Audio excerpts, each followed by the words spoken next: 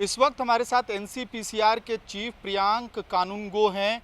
Sir, Rajasthan assembly में कानून पास हुआ जिसमें 18 साल से नीचे उम्र की लड़कियों की शादी को अलाउ रजिस्ट्रेशन को परमिशन दिया गया है और इस कानून का विरोध सुप्रीम कोर्ट में हो रहा है। उसमें पीआईएल दर्ज की गई है सुप्रीम कोर्ट में, जिसमें एनसीपीसीआर को भी पार्टी बनाया गया है। तो आपका क्या स्टैंड है कानून को लेकर और क्या राय रखेंगे आप कोर्ट में?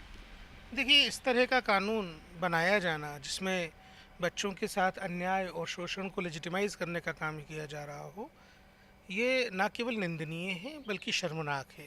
ये शर्मनाक है हम सभी के लिए, पूरे समाज के लिए, कि एक ऐसा कानून जो ना केवल चाइल्ड मैरिज एक्ट का, पॉक्सो एक्ट का, जुवेनाइल जस्टिस एक्ट का, सभी कानूनों का उल्लंघन करके बनाया गया है।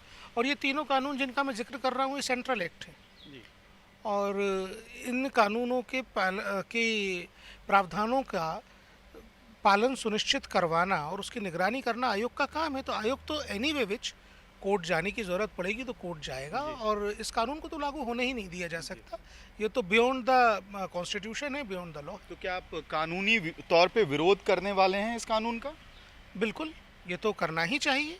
और आयोग को क्या, ये तो हर हर एक उस व्यक्ति को इसका विरोध करना चाहिए जो बच्चों का हित चाहता हो, जिसके मन में बच्चों के प्रति संवेदनाएं हो। जी, जी। अगर ये पीआईएल में आपको पार्टी नहीं बनाया गया होता तो क्या उस हालत में भी एनसीपीसीआर कोर्ट अलग से जाता इस कानून को चैलेंज करने के लिए? देखिए, पीआईएल्स इसमें होना चाहिए।